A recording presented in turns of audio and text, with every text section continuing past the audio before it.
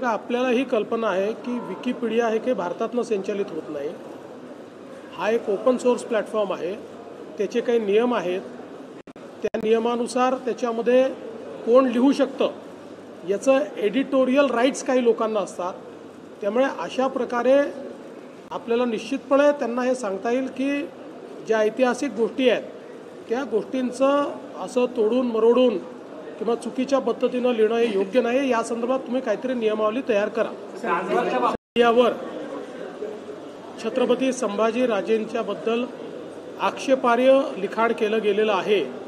या संदर्भात महाराष्ट्राचे सायबर विभागाचे जे प्रमुख आहेत IG सायबर यांना मी सांगितलं आहे की त्यांनी तात्काळ विकिपीडिया किंवा त्याची संबंधित जी यंत्रणा आहे त्यांच्याशी बोलणी करावी आणि त्यांना ते हटवून देण्याकरता त्या ठिकाणी सांगावं.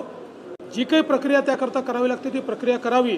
पण अशा प्रकारचं आक्षेपार्ह लिखाण हे ओपन सोर्सवर अशा पद्धतीनं राहणं हे अतिशय चुकीचं आहे. त्यामुळे ते तिथनं निघालं पाहिजे. या दृष्टीने सगळी कारवाई करण्याचे आदेश दिलेले आहेत.